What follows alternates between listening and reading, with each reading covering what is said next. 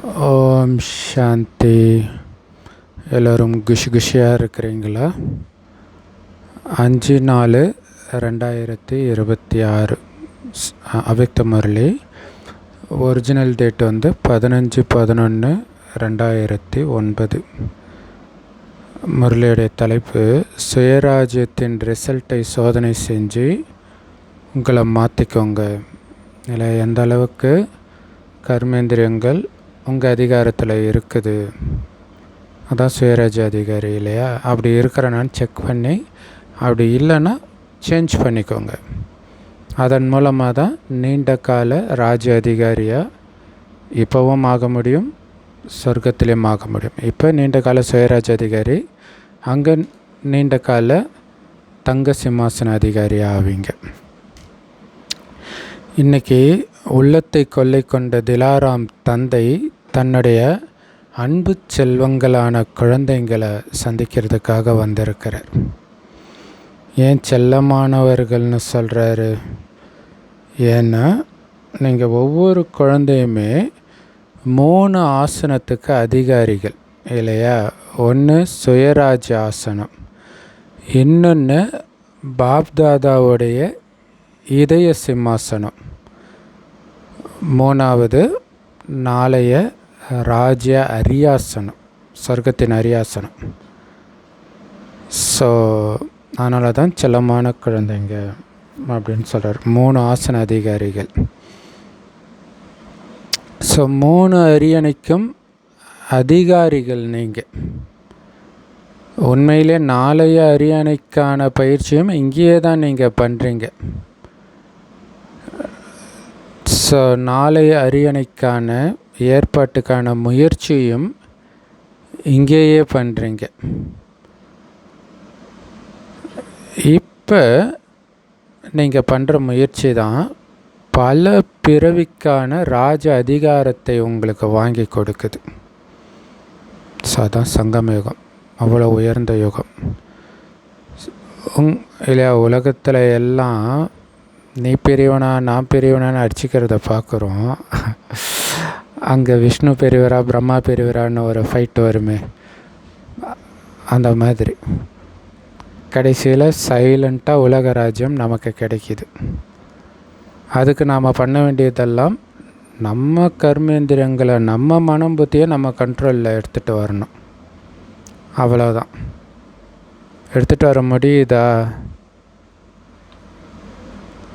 Check பண்ணுங்கன்றார் இல்லையா? உங்களுடைய ராஜ்ய பாக்கியத்துக்கான சமஸ்காரத்தை இப்போ தாரணை பண்ணுறீங்க.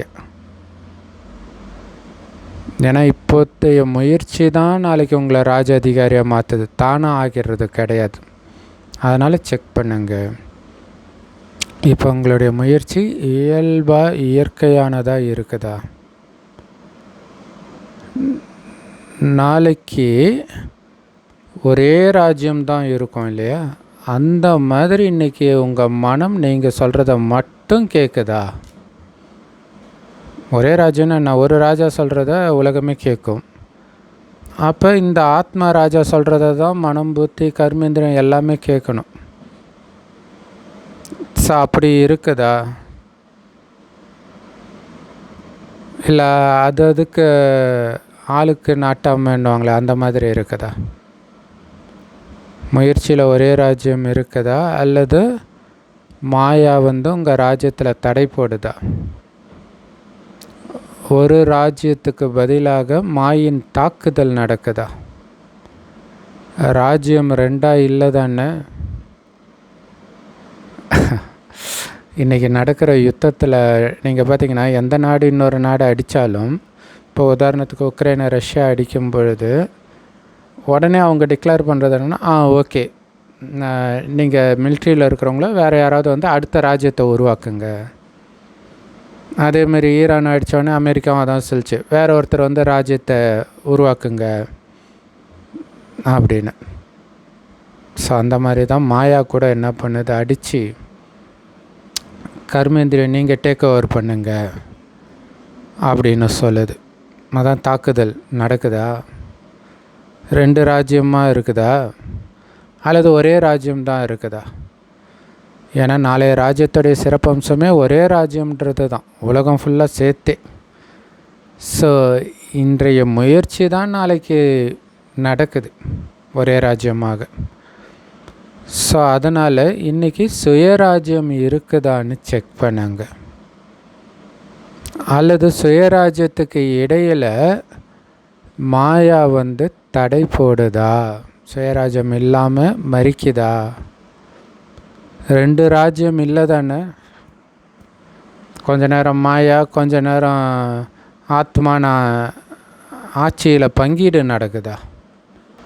ஸோ அப்போ கடவுள் பாதி மிருகம் பாதின்ற மாதிரி 2 ராஜ்யத்தின் சமஸ்காரமும் இருக்குதா? அப்போ எப்போ ஒரு ராஜ்யத்தின் சமஸ்காரத்தை நிரப்புவீங்க உங்களுக்குள்ள? ஏன்னா நாளைய ராஜ்யத்துடைய சிறப்பம்சமே ஒரு ராஜ்யம் ஒரு தர்மம்ன்றது தான். என்ன தர்மம்? உங்களுடைய விசேஷ தாரணை என்ன? பரிபூரண தூய்மை இல்லையா, முழுமையான தூய்மை. ஒரு தர்மம் தான் இருக்குதா அப்படின்னு செக் பண்ணுங்கள். தூய்மை தான் இருக்குதா, இல்லை அழுக்கு சேருதான்னு செக் பண்ணுங்கள். ஸோ அழுக்கு சேர்றது தான் இன்னொரு தர்மம் இடைமறித்து தூய்மையை குறைக்குதான்னு செக் பண்ணுங்கள். தடையின்றி ஒரே ராஜ்யம் நடக்குதா, அல்லது வேற ஒரு விஷயம் ராஜ்யத்தில் தடையாகுதா, அல்லது ராஜ்யத்தில் எப்போவுமே சுகமும் சாந்தியும் இருக்கா? ஒரே ராஜ்யம் இருந்தால் தான் சுகமும் சாந்தியும் இருக்கும். அப்போ நிரந்தரமாக சுகமும் சாந்தியும் உங்கள் ராஜ்யத்தில் இருக்குதான்னு செக் பண்ணுங்கள். அப்போ தான் ஒரே ராஜ்யம் நடக்குதுன்னு அர்த்தம். ஒரே ராஜ்யம் இருந்தால் தான் அது சாத்தியம். அதே மாதிரி சட்டம் ஒழுங்கு இருக்குதா உங்களுக்குள்ள, அல்லது மாயை சட்டத்தை மீற வைக்குதா? தடையின்றி ஒன்றுபட்ட ராஜ்யம் நடக்குதா? ராஜ்யத்தில் சதா சுகமும் சாந்தியும் இருக்குதா? ஏன்னா இப்போ இருக்கிறது தான் அங்கே தொடருதுன்றார் சொர்க்கத்தில். சொர்க்கத்தில் சுகமும் சாந்தியும் இருக்கும் தானே, இப்போ இருக்கிறதுடைய ஆதாரம் தான் அது. ஸோ அதனால் இப்போவும் உங்களுடைய ராஜ்யத்தில் சுகமும் சாந்தியும் இருக்குதா? எந்த தடையும் இல்லை தானே, இடையூறு இல்லை தானே அப்படின்னு செக் பண்ண சொல்கிறார்.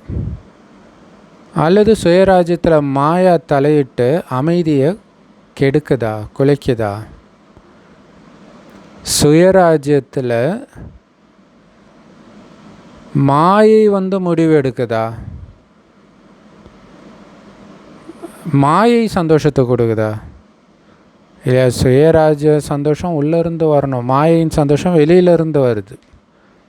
அப்போ மாயா முடிவெடுக்க வைக்கிது அப்படின்னா என்ன அர்த்தம்? வெளியில் இருக்கிறது நான் சொல்கிற மாதிரி நடக்கணும், உள்ளுக்குள்ளே இருக்கிறத கண்ட்ரோல் பண்ண சொன்னால் வெளியில் இருக்கிறவங்களாம் நான் சொல்கிற மாதிரி தான் நடக்கணுன்றது மாயா கண்ட்ரோல் பண்ணுது, மாயா முடிவெடுக்குதுன்னு அர்த்தம். இன்றைக்கி உலக நாடுகள் அப்படி தானே இருக்குது. அது சாத்தியம் கிடையாது இல்லையா? அப்படி எங்கேயாவது நிம்மதி கிடைக்குதா அவங்களுக்கு?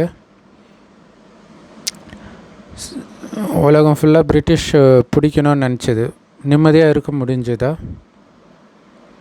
ஸோ என்றென்றும் சுகமும் சாந்தியும் ஆனந்தமும் அன்பும் அதீந்திரிய சுகமும் நிரந்தரமாக இருக்குதா, நிலையாக இருக்குதா கேட்குறார். ஏன்னா மாயை மகிழ்ச்சி கொடுத்தா அது நிரந்தரமாக இருக்காது, அப்படியே மகிழ்ச்சி முடிஞ்சவொடனே துக்கம் வந்துடும் இல்லையா? மாயையுடைய சந்தோஷத்தை நம்ப முடியாது, ஏமாற்றிடும்.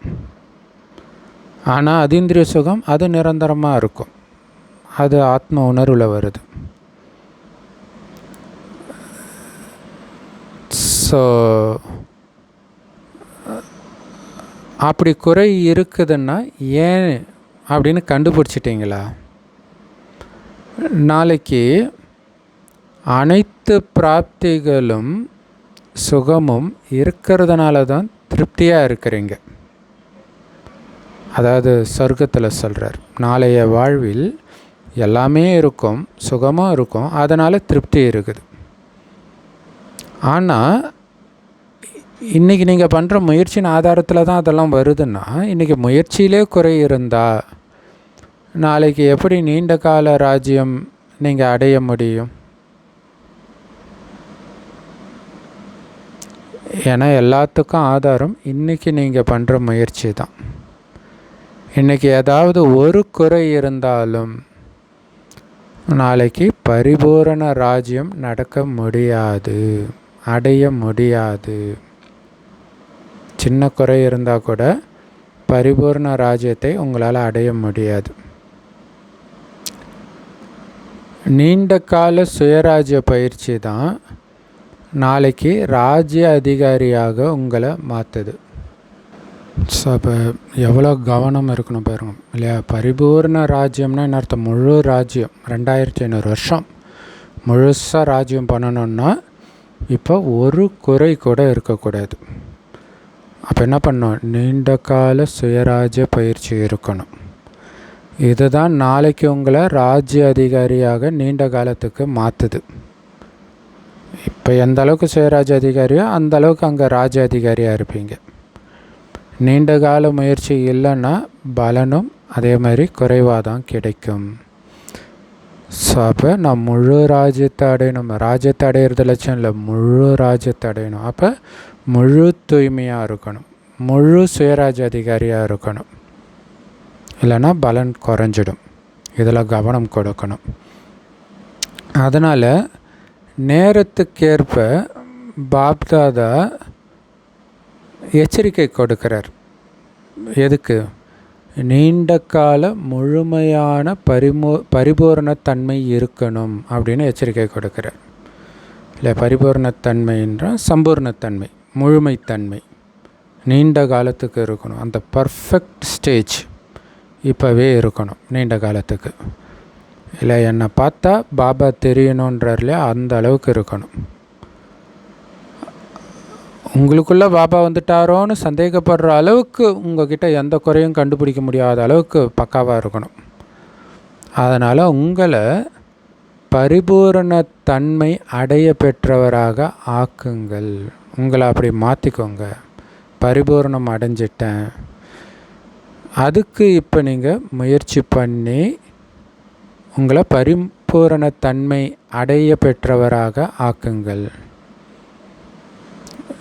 இப்போ முயற்சி பண்ணுறோம், ஆனா அப்படின்னு சொல்லக்கூடாது.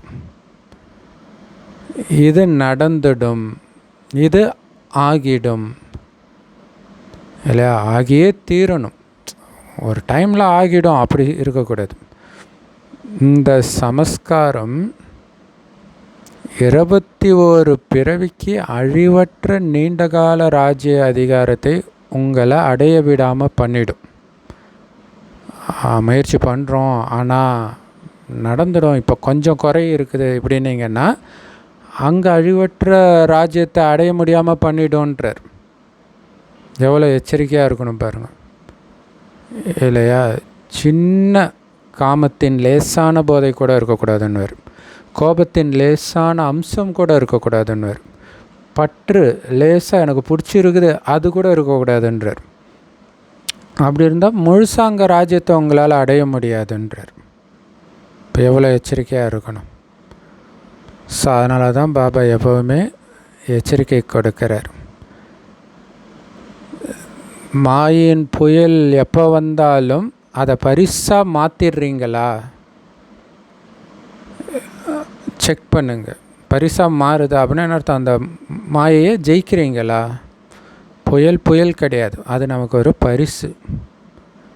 புயல் சண்டை போட்டாலும் அது நம்மளை அனுபவியாக ஆக்கி முன்னேற்றுது அப்படின்ற அனுபவம் ஆகுதா? அதனால் உங்களுடைய ரெக்கார்டை நீங்களே செக் பண்ணுங்க. அதுக்கு தான் சார்ட் வைக்க சொல்கிறார். இன்றைக்கி மனம் தடுமாறிச்சா? எதில் தடுமாறிச்சு? ஏன் தடுமாறிச்சு? இனி தடுமாறாமல் இருக்கிறதுக்கு என்ன பாயிண்ட்டை நான் ஃபாலோ பண்ணணும்? என்ன காரணம்?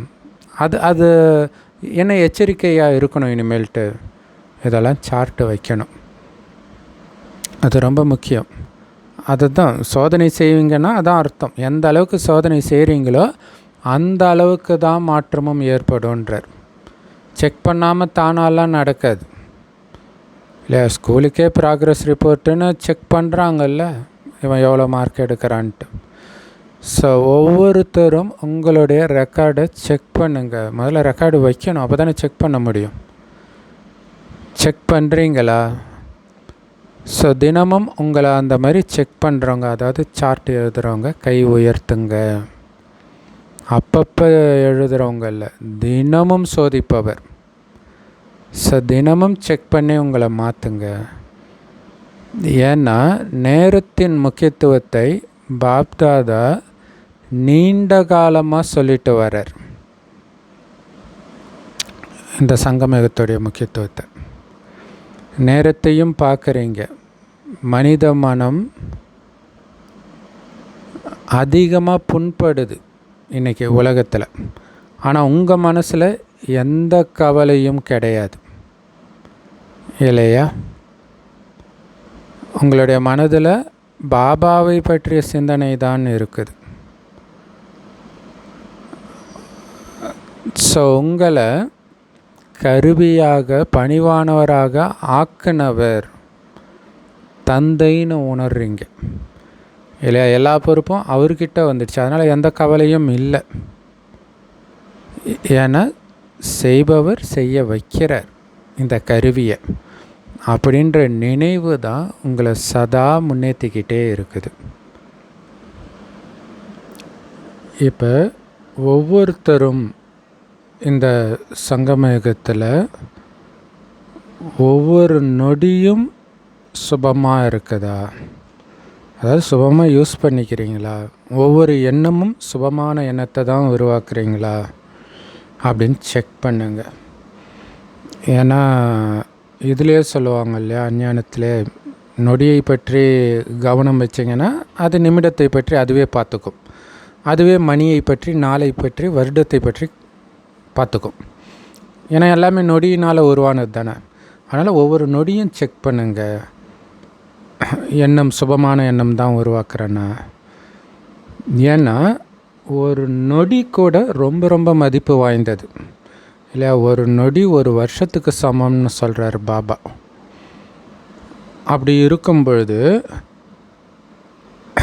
ஒரு 2 நிமிஷம் 4 நிமிஷம் தேவையற்ற எண்ணம் வந்துச்சு அப்படின்னு குழந்தைங்க சொல்கிறாங்க. ஆனால் சங்கமயுகத்தில் ஒரு நிமிஷன்றது 1 மணி நேரம்ன்றார் இல்லையா? அங்கே அடுத்த கல்பத்தின் 1 மணி நேரத்தை நிர்ணயிக்குது 1 நிமிஷம். அப்போ யோசிச்சு பாருங்கள். ஏன்னா எந்த நேரம் வேணாலும் இறுதி தேர்வு வரும் தானே. எந்த நேரம் உயிரை விட்டு பிரியுது, உடலை விட்டு உயிர் பிரியுதோ அதுதான் கடைசி டெஸ்ட் பேப்பர். அது எப்போ வேணாலும் வரும் தானே. அப்போ ஒன்றும் பண்ண முடியாது. எப்போ அந்த கடைசி நேரம் வரும்னு பாபா கண்டிப்பாக சொல்ல மாட்டார். அதனால் இப்போ உங்களுக்கு நீங்களே கவனம் வச்சு பரிபூரண முழுமை பெறுங்கள் இல்லையா? பர்ஃபெக்ட் ஆகணும் அப்படிங்கிறதுல கவனம் வைங்க. பாப்தாதா கொடுத்துருக்கிற பொக்கிஷங்களை சரியான நேரத்தில் பயன்படுத்தணும் இல்லையா? அந்தந்த நேரத்துக்கு என்னென்ன பொக்கிஷங்களை பயன்படுத்துகிறீங்க இல்லை? சுற்றி என்னென்னமோ நடக்கும் டெஸ்ட் பேப்பர். நீங்கள் அமைதியாக இருக்கணும். அதுக்கு தேவையான பொக்கிஷத்தை பயன்படுத்திக்கணும்.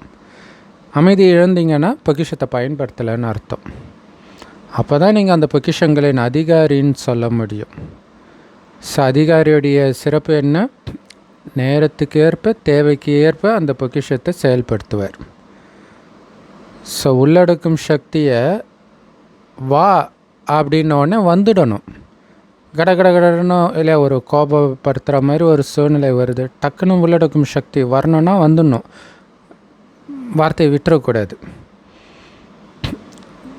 ஏன்னா நேரத்துக்கேற்ப யார் சக்திகளை காரியத்தில் பயன்படுத்துகிறாங்களோ அவங்க தான் அதிகாரி. என்ன அர்த்தம்? அந்த பொக்கிஷத்தின் மீது அதிகாரம் கொண்டவர்களாக கூப்பிட்டா வருது, ஃபுல் கண்ட்ரோல் கொண்டவர்களாக இருக்கிறாங்கன்னு அர்த்தம். ஸோ இப்போ எல்லோரும் அவங்கவுங்க மேலே அந்த அளவுக்கு கவனம் கொடுக்கணும். எல்லார்கிட்டையுமே மகிழ்ச்சின்ற பொக்கிஷம் உங்கள் முகத்திலையும் நீங்கள் செய்கிற ஒவ்வொரு செயல்லையும் தெரியணும். ஏன்னா மகிழ்ச்சி தந்தை கொடுத்த அழிவற்ற வரப்பிரசாதம் இல்லையா. பிராமண வாழ்க்கையின் உயிர் மூச்சு குஷின்றார். குஷி இல்லைனாலே நீங்கள் வாழறது பிராமண வாழ்க்கையே இல்லைன்றார். அதனால் அழிவற்ற தந்தையின் வரப்பிரசாதத்தை அழியாமல் வச்சிருங்க இல்லை. அப்படின்னு அர்த்தம், மகிழ்ச்சி குறையாமல் வச்சிருங்க. ஏன்னா மகிழ்ச்சி மாதிரி சத்தான டானிக் வேறு எதுவும் கிடையாதுன்னு சொல்கிறார். இல்லையா, நோயையே குணப்படுத்தக்கூடிய சக்தி சந்தோஷத்துக்கு இருக்குது, மகிழ்ச்சிக்கு இருக்குது.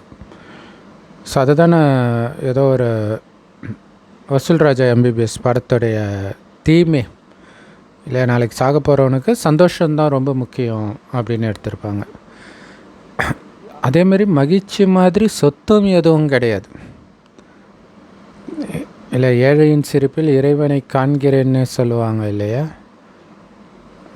ஏழை அவங்ககிட்ட எதுவும் இல்லை, ஆனால் சந்தோஷமாக இருக்கிறான் அப்படின்னா என்ன அர்த்தம்? அது கடவுள் கொடுத்த சொத்து. அதுக்கு ஈக்குவல் கோடி ரூபாய் கொடுத்தாலும் ஈடாகாது. ஸோ யாருடைய மனசில் நிரந்தரமாக மகிழ்ச்சி இருக்குதோ அவங்களுடைய கண்கள் மூலமாக மகிழ்ச்சி தெரியும், முகத்தின் மூலமாக மகிழ்ச்சி தெரியும், அவங்களுடைய ஒவ்வொரு நடத்தையிலும் மகிழ்ச்சி தெரியும். ஸோ அவங்க மனம் ஃபுல்லாக மகிழ்ச்சி தான் இருக்கணும். அப்போ மனம் ஃபுல்லாக பாபாவும் பாபாவுடைய சக்திகளும் ஞானமும் மட்டும் நிரம்பி இருந்தால் மகிழ்ச்சி தான் இருக்கும். இது நிரம்பலைனாலே மற்ற விஷயங்கள் மகிழ்ச்சியை குறைச்சிடும். ஸோ அதனால் பாபா உங்களுக்கு கொடுக்குற வரம் என்ன? சதா மகிழ்ச்சியாக இருங்க, குஷியாக இருங்க. அதேமாரி குஷியை மற்றவர்களுக்கும் பகிர்ந்து கொடுங்க. ஏன்னா குஷி கொடுக்க கொடுக்க அதிகரிக்கும். மற்ற எல்லா பொக்கிஷமும் கொடுத்தா குறையும், ஆனால் குஷி மட்டும் கொடுக்க கொடுக்க தான் அதிகமாகும், என்றைக்குமே குறையாது. எவ்வளவு கொடுப்பீங்களோ அவ்வளவு குஷி அதிகரிக்கும். அதனால் அந்த மகிழ்ச்சின்ற பொக்கிஷம் எப்போவுமே அழியாமல் இருக்குதா அப்படின்னு செக் பண்ணுங்கள்.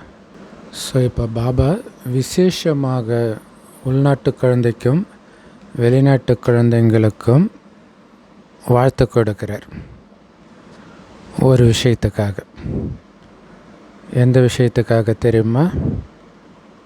ஊக்க உற்சாகத்தோட பாபாவுடைய செய்தியை மற்றவங்களுக்கு கொடுத்ததுக்காக வாழ்த்து தெரிவிக்கிறார். அதாவது சேவைக்காக குஷியாக சேவை பண்ணியிருக்கிறீங்க. அதுக்கான பலன் 1000 மடங்கு உங்களுக்கு பிராப்தியாக கிடைக்கிது. ஸோ இனி வரும் காலம் ரொம்ப கடுமையாக இருக்கும். யாருமே என்னது கடவுள் வந்துட்டாரா எனக்கு தெரியாதே அப்படின்னு புகார் செய்யவே கூடாது. எல்லாருக்கும் செய்தி கொடுக்க வேண்டியது உங்களோட கடமை. ஸ்கூல் படிச்சிங்கன்னா ஃப்ரெண்ட்ஸுக்கு கொடுக்கணும், காலேஜாக ஃப்ரெண்ட்ஸு, ஆஃபீஸில் வேலை பார்க்குறீங்களா கூட இருக்கிற எல்லாருக்கும் கொடுக்கணும். அதுக்கு தான் நீங்கள் பொறுப்பு. அதுக்காக தான் உங்களை அங்கே வச்சுருக்கிறார். அதை புரிஞ்சுக்கணும் இல்லையா. ஒரு ஸ்கூலை விட்டு இன்னொரு ஸ்கூலு, ஒரு காலேஜ் விட்டு இன்னொரு காலேஜ் போகிறோன்னா போகிறதுக்குள்ளே எல்லாருக்கும் கொடுத்துடணும். ஸோ இதுதான் பாப்தாதாவுடைய சங்கல்பம், விருப்பம்.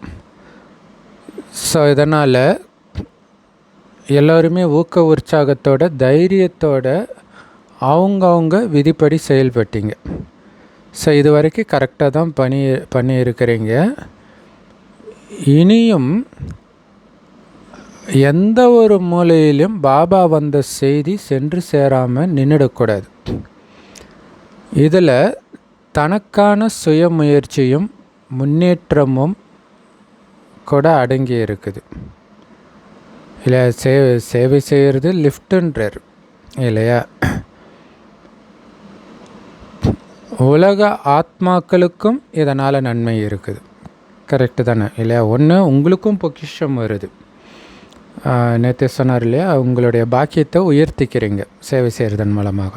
இன்னொன்று மற்றவங்களுக்கும் நன்மை, அவங்களும் பொக்கிஷத்தை அடையிறாங்க. ஸோ எல்லாருக்கும் இந்த நிகழ்ச்சி பிடிச்சிருக்குது தானே. அதனால் பாபா சொல்லார், எல்லார் மேலேயும் கருணை வையுங்க. மீண்டும் மீண்டும் சொல்கிறார் இல்லை. இன்றைக்கி ஈரான், உக்ரைனு இந்த மாதிரி நாடுகளுக்குள்ளே போய் எப்படி நீங்கள் செய்தியை கொடுக்க முடியும்? அப்போ அதுக்கு முன்னாடியே நம்ம கொடுத்துருக்கணும். இல்லையா? எப்போ வேணாலும் அந்த மாதிரி எந்த நாடு வேணாலும் மாறலாம்.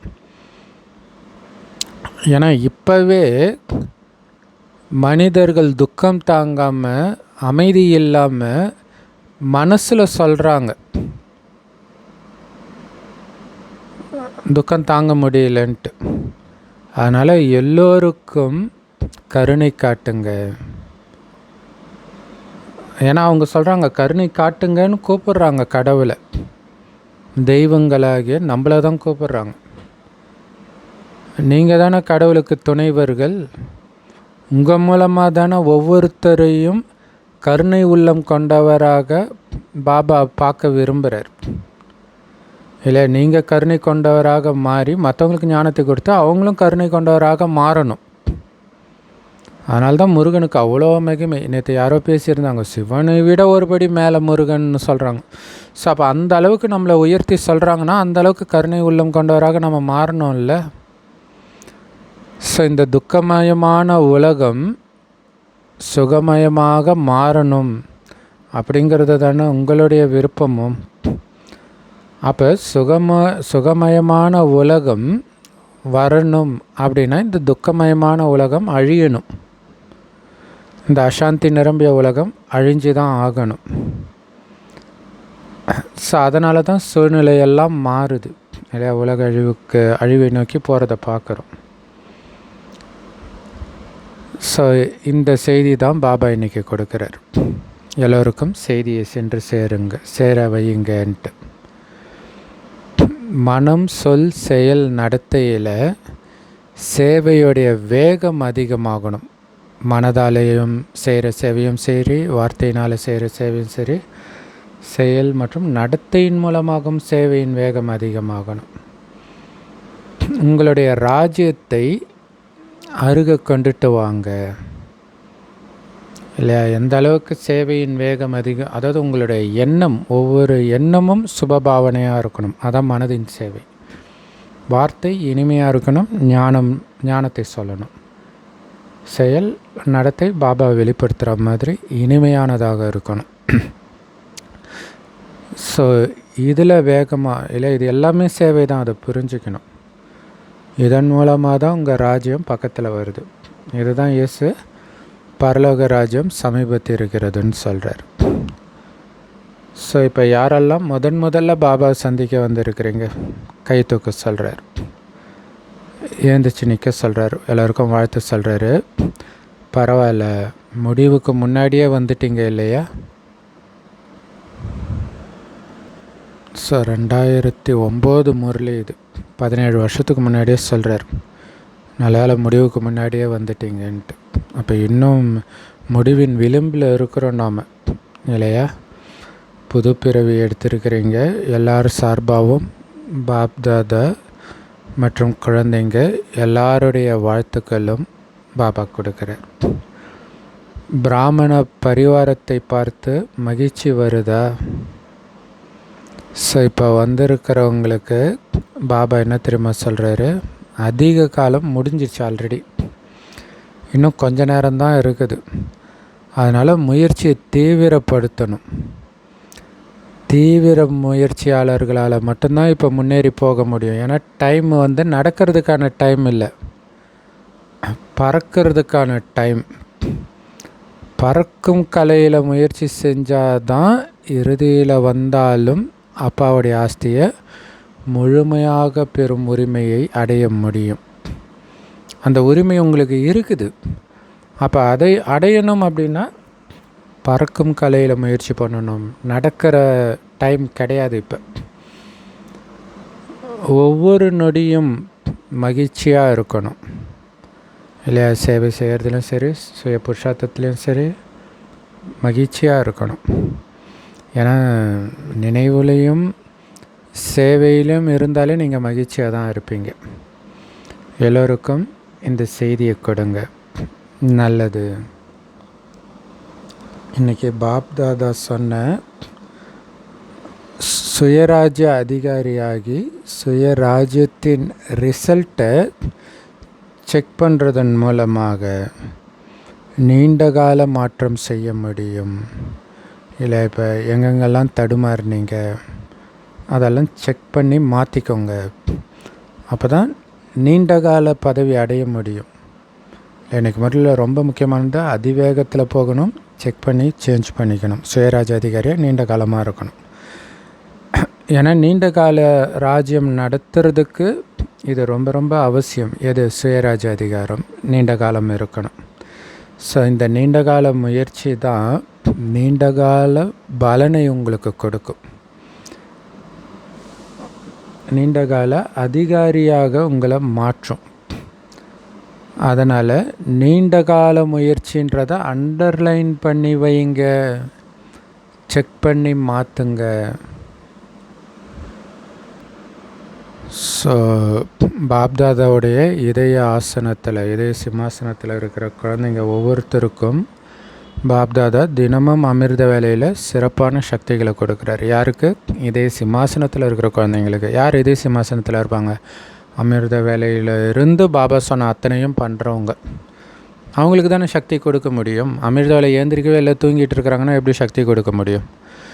ஸோ அமிர்த வேலையில் சிறப்பாக வரதானமும் சக்தியும் கொடுக்கிறார். அமிர்த வேலையில் விசேஷ சக்திகளை வரதானமாக யாரை அடையிறாங்களோ அவங்க தான் தீவிர முயற்சியாளர் ஆகிறாங்க. அப்படின்னு அர்த்தம். அப்போ ஏந்திரிச்சு யோகா பண்ணுறவங்களுக்கு தான் இந்த சக்தி கிடைக்கிது. அவங்க தான் தீவிர முயற்சியாளராகவும் ஆகிறாங்க. ஸோ அதனால் அமிர்த வேலையின் மகிமையை புரிஞ்சிக்கிட்டு பாப்தாதாவுடைய இதய சிம்மாசனத்தில் உட்காருங்க. அமிர்த வேலையில் விசேஷமாக கவனம் வைக்கிற குழந்தைங்களுக்கு பாப்தாதாவும் தினமும் ஆஹா குழந்தை ஆஹா அப்படின்னு சர்டிஃபிகேட் கொடுக்குறார். ஸோ எல்லா தீவிர முயற்சியாளர் குழந்தைங்களுக்கும் சதா பாப்தாதாவை தன்னுடைய துணையாக வச்சு பாபாவோடவே எப்பவும் இணைஞ்சு இருக்கிற பயிற்சி செய்கிற குழந்தைங்களுக்கு பாப்தாதா சிறப்பு வரம் கொடுக்குறார். வரதானம் என்ன கொடுக்குறார்? சதா பறந்துக்கிட்டே இருங்க. இல்லை, பறந்துக்கிட்டே இருக்கிறது தானே தீவிர முயற்சியாளர். அதே மாதிரி மற்றவங்களுக்கும் பறக்கிறதுக்கான ஒத்துழைப்பு கொடுத்து பறக்க வையுங்க. ஏன்னா நீங்கள் எல்லோருமே வெற்றியாளர்கள் தான். ஸோ வெற்றிக்கான பலனைத்தான் பாப்தாதா தினமும் ஆசீர்வாதமாக கொடுத்துட்டு இருக்கிறார். அமரராகி எல்லோருக்கும் அமிர்தத்தை வழங்கிக்கிட்டே இருங்க. இல்லை, அமிர்தம் சாப்பிட்றதே மரணத்தை வெல்வதற்கு தான், அதாவது அமரர் ஆகிறதுக்கு தான். அப்போ அமிர்தம், இந்த ஞான அமிர்தத்தை நாமளும் சாப்பிட்டு அமரராகிறோம், மற்றவர்களுக்கும் இதை கொடுத்து அவர்களையும் அமரராக்கிறோம். ஸோ நாலாபுரமும் உள்ள குழந்தைங்க பாப்தாதாவுக்கு எதிரில் இருக்கிறாங்க. அதாவது எல்லா இடத்துல இருக்கிற குழந்தைங்களையும் பாப்தாதா எமர்ஜ் பண்ணுறார் அவர் முன்னாடி. ஸோ ஒவ்வொரு குழந்தைகிட்டையும் பாப்தாதாவுக்கு உள்ளபூர்வமான அன்பு இருக்குது. ஏன்னா கண்டிப்பாக ஒவ்வொரு குழந்தைகிட்டும் ஏதோ ஒரு சிறப்பம்சம் இருக்கவே செய்யுது. இப்போ இல்லை, எல்லா விசேஷத்தன்மைகள்னாலையும் உங்களை நிரப்பிக்கோங்க. இல்லை, ஆல்ரெடி விசேஷத்தன்மை இருக்குது கொஞ்சம், அல்லது ஏதோ கொஞ்சம் இருக்குது.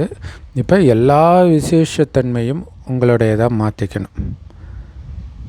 அப்படிப்பட்ட விசேஷ ஆத்மாவாக உங்களை மாற்றிக்கிட்டு முன்னேறிக்கிட்டே இருங்க. பாப்தாதாவுடைய ஒவ்வொரு குழந்தைங்களுக்கும் தனித்தனியே பல மடங்கு அன்பு நினைவுகளை பாபா கொடுக்கிறார். நல்லது, சந்திச்சுக்கிட்டே இருப்போம்.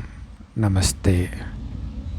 ஸோ தாதிமார்கள்கிட்ட பாபா சொல்கிறாங்க, எல்லோரும் நல்லா சுற்றி வலம் வந்தீங்க. இன்றைய உலகத்தில் அமைதியின்மை அதிகரிச்சுக்கிட்டே இருக்குது. அதனால் எல்லோரும் நாள் முழுவதும் மன உளைச்சலில் தான் இருக்கிறாங்க, டிப்ரெஷனில் தான் இருக்கிறாங்க. உங்களுடைய அமைதியான வைப்ரேஷன் தான் உங்களுக்கு அமைதி கொடுக்குது, சந்தோஷத்தை கொடுக்குது. அவங்க களைச்சி போகிறாங்க அப்படின்னா அரை மணி நேரம் ஓய்வு கிடைச்சாலும் சந்தோஷப்படுவாங்க. ஸோ அதனால் நல்ல நாலாப்புறமும் சுற்றி சேவை செஞ்சீங்க. ஸோ சின்ன இடங்கள் பெரிய இடங்கள் எல்லா இடத்துலையும் எல்லோருமே நல்ல சேவை பண்ணிங்க. ஊக்கம் இருக்கிற இடத்துல செலவு ஒரு பெரிய விஷயம் கிடையாது. ஏன்னா இத்தனை ஆத்மாவுக்கு செய்தி கிடைக்கிறது சாதாரண விஷயம் கிடையாது இல்லை. அப்போ கம்ப்ளைண்ட் முடிஞ்சிடும். எங்களுக்கு செய்தி கிடைக்கல அப்படின்னு கம்ப்ளைண்ட் பண்ண மாட்டாங்க. நல்லது. ஸோ இப்படி அடிக்கடி நிகழ்ச்சிகளை நடத்துங்க. ஸோ அவங்கவுங்களுடைய இடத்துக்கு ஏற்ப நீங்கள் எப்படி சேவை செஞ்சாலும் அது சரியே அப்படின்னு பாபா சொல்கிறார். அடுத்தது டபுள் ஃபாரினர் மூத்த சகோதரிகளுடன் சந்திப்பு. ஸோ பாப்தாதாவுக்கு இந்த மாதிரி குழுவாக கூப்பிட்டு அவங்களுக்கு புத்துணர்வு கொடுக்கறது பிடிச்சிருக்குது. ஏன்னா அவங்க ரொம்ப தூரத்தில் இருக்கிறாங்க. ஸோ கிட்ட வரும்போது ஒவ்வொருத்தருடைய குணமும் தெரியுது. தூரமாக இருக்கும்போது தெரியறது கிடையாது. ஸோ ஒருவருக்கொருவர் பார்க்கும்பொழுது ஊக்கம் வருது. ஸோ அதனால் அபுவில் இந்த நிகழ்ச்சி நல்லா இருக்குது. ஒருத்தருக்கொருத்தர் ஊக்க உற்சாகம் நிரம்பி இருக்கிற இந்த குழு உறுதியானதாக இருக்குது. ஸோ எல்லாமே கரெக்டாக நடந்திருக்குது. ஒருத்தருக்கொருத்தர் ஒத்துழைப்பு கொடுக்கறதுனால முன்னேற்றமும் நடக்குது. ஸோ உங்களுடைய சேவை மட்டும் இல்லாமல் மனதார மற்றவங்களுக்காகவும் சேவை செய்கிறதுக்கு நீங்கள் நேரம் ஒதுக்குறீங்க. ஸோ உங்களுடைய செயல் பூர்த்தியாகி வெற்றி அடைஞ்சு போங்க. இப்போ எல்லோரும் நல்லா உதவி செஞ்சீங்க. வெளிநாட்டிலும் சரி இந்தியாவிலும் சரி எல்லாருமே நல்ல சேவை செஞ்சீங்க. உத்தரப்பிரதேஷ் சேவாதாரிகளோட சந்திப்பு. பாப்தாதா எல்லா ஜோனை சார்ந்தவர்களுக்கும் சொல்கிறார். ஒவ்வொருத்தரும் அவங்கவுங்களுடைய ஜோனில் எல்லா துறையினரும் உள்ள ஒரு குழுவை உருவாக்குங்க. ஒவ்வொரு துறையினரும் அவங்கவுங்க துறைக்கு சேவை செய்கிற மாதிரி குழுவை உருவாக்குங்க. ஒவ்வொரு இடத்திலும் இப்படி இருக்கணும். ஸோ ஒவ்வொரு விங் இப்போ இருக்குது இல்லையா. சேவையில் அந்தந்த துறைக்கு சிறப்பான வகையில் செய்தியை கொடுக்கணும். அவங்களுக்கு இன்விடேஷனும் கொடுங்க. ஸோ எந்த துறையினரும் எங்களுக்கு செய்தி கிடைக்கலன்னு நாளைக்கு கம்ப்ளைண்ட் பண்ணக்கூடாது. ஸோ பாபா இதை பற்றி சொல்கிறாருனாலே என்னாச்சு, டைம் நெருங்கிடுச்சின்னு அர்த்தம் இல்லையா. சேவையும் அதிகரிக்கும். ஸோ அவங்களுக்கு சேவை செய்கிற அனுபவமும் உங்களுக்கு கிடைக்கும். இந்த ஞானத்தினால என்ன லாபம் உங்கள் வாழ்க்கையில் கிடைச்சதுன்னும் நீங்கள் ஷேர் பண்ணலாம். ஸோ ஒவ்வொரு ஜோன்லேயும் அந்த மாதிரி சேவை குழுவை உருவாக்குங்க. சொற்பொழிவு பண்ணுறதுக்கு நேரம் இல்லைன்னா கூட அவங்கள பின்வரிசையில் உட்கார வச்சு மேடையின் ஒருங்கிணைப்பாளரே கூட அவங்கள பற்றி அறிமுகம் கொடுக்கலாம். ஸோ அதேமாதிரி ஒருத்தர் 2 பேர் தன்னுடைய அனுபவத்தையும் ஷேர் பண்ணலாம். தன்னுடைய சேவையில் மற்றும் அவங்க வாழ்க்கையில் என்ன மாற்றம் வந்துச்சு, நேரம் இருந்துச்சுன்னா அவங்க அனுபவத்தை ஷேர் பண்ணுறதுக்கும் நீங்கள் வாய்ப்பு கொடுக்கலாம். அந்த மாதிரி சிறப்பான முக்கிய பிரமுகர்களை மைக்காக மாற்றுங்க. அப்போ சேவை நடந்துக்கிட்டே இருக்கும் இல்லையா. அவங்களுக்கு வாய்ப்பு கொடுக்கணும். அது ரொம்ப முக்கியமானது.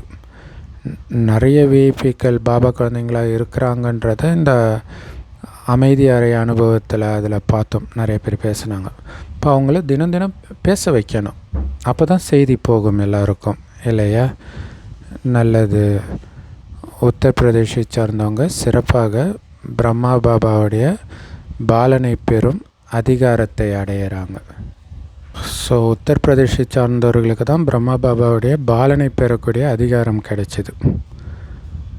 ஏன்னா உத்தரப்பிரதேசில் பிரம்மா பாபாவுடைய நினைவு சின்னமும் இருக்குது. ஸோ மம்மா பாபா 2 பேருமே பாலனை கொடுத்துருக்குறாங்க உத்தரப்பிரதேஷ்க்கு. அது ஒரு பெரிய பாக்கியம். பாலனை கிடைச்ச பூமி இது. ஸோ பாக்கியத்தின் நட்சத்திரம் மற்றும் ஜெகதம்பா 2 பேருமே உத்தரப்பிரதேஷுக்கு வரதானங்களை கொடுத்துருக்குறாங்க. நல்லது. இப்போ நாளுக்கு நாள் சேவை நிலையங்கள், அப்புறம் கிளை சேவை நிலையங்கள், கீதா பாடசாலைகள் எல்லாமே இதுக்கு முன்னாடி விட நல்ல வளர்ச்சி அடைஞ்சிருக்குது. இதனால் பாப்தாதாவுக்கும் ரொம்ப மகிழ்ச்சி. வளர்ந்துக்கிட்டே இருங்க. அதிகமாக வளர்ச்சி அடையிறதிலும் செய்தி கொடுப்பதிலும் நம்பர் 1ல் வாங்க. ஆசிரியர்களுக்கும் வாழ்த்துக்கள். வளர்ந்துக்கிட்டே இருக்கிறீங்க. இதை விடவும் மிக அதிகமாக வளர்ந்துக்கிட்டே இருங்க. செம பவர்ஃபுல்லான வரதானம். குழுவில் ஒத்துழைப்பு மூலம் வெற்றி பெற்று அனைவர் மீதும் சுப சிந்தனையாளர் ஆகுங்கள். அதுக்கு விளக்கம், குழுவில் ஒருத்தருக்கொருத்தர் உதவி செய்து, இங்கே உதவி செய்கிறதுனாலே சுப சிந்தனை வைக்கிறது இல்லையா. ஒரு குழுவில் சமஸ்காரம் முதல் வரும். காரணம், ஒவ்வொருத்தருடைய சமஸ்காரமும் ஒவ்வொரு விதமாக இருக்கும். குறைகள் இருக்கும், பலகீனம் இருக்கும். ஸோ அந்த பலகீனம் கண்டிப்பாக சரியாயிடும்ன்ற நம்பிக்கை, சுப எண்ணம் வைக்கணும். அதுதான் ஒத்துழைப்பு.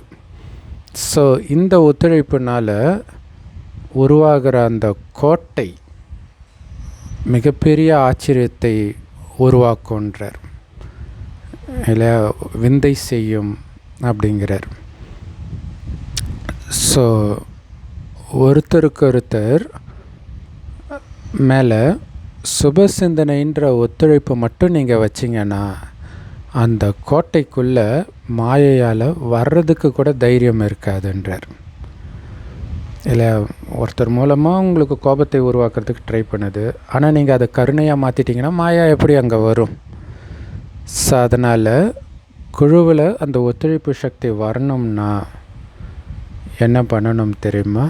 திடமான எண்ணம் இருக்கணும். என்ன திடமான எண்ணம் இருக்கணும்? என்ன பிரச்சனை வேணாலும் வரட்டும், அதுக்காக நான் எவ்வளவு பொறுத்துக்கணுன்னாலும் நான் பொறுத்துக்க தயார்.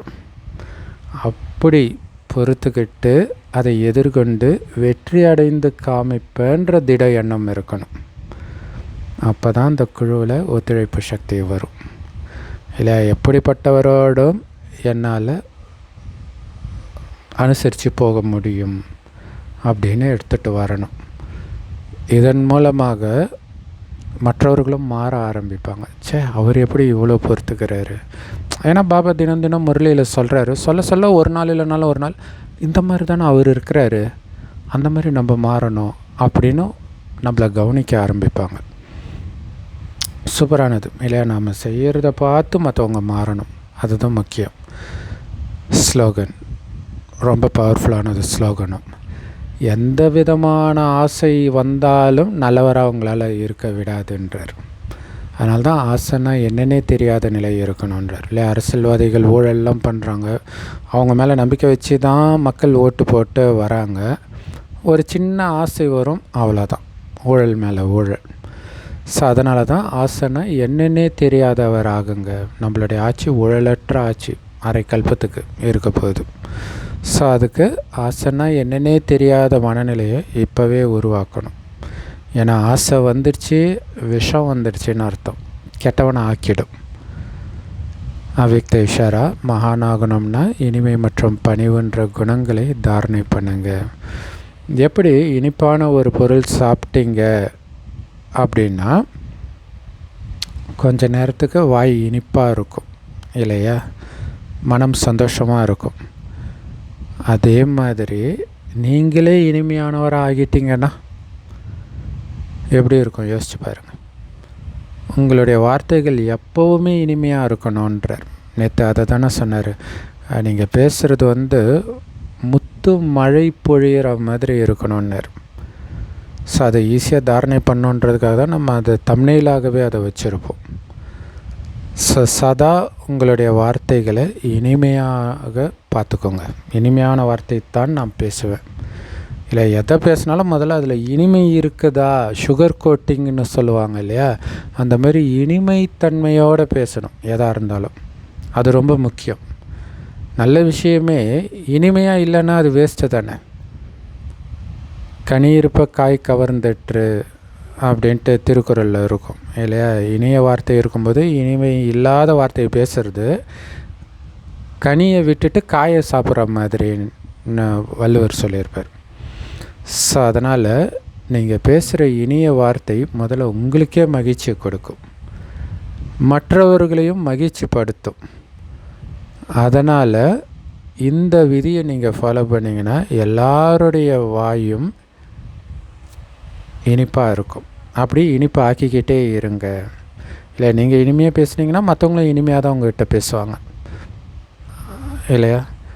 ஸோ அதனால் எப்போவுமே உங்களுடைய பார்வையில் அந்த இனிமைத்தன்மை இருக்கட்டும், உங்கள் வார்த்தையிலும் இனிமைத்தன்மை இருக்கட்டும், உங்கள் செயலிலும் இனிமைத்தன்மை இருக்கட்டும். ஸோ முரளி, வர்தானம், ஸ்லோகன், அவ்யக்தேஸ்வரா எல்லாமே ரொம்ப சூப்பர். ஓம் சாந்தி. Love you Bap Dada. Thank you Bap Dada. குஷியாக இருங்க, குளிர்ச்சியாக இருங்க.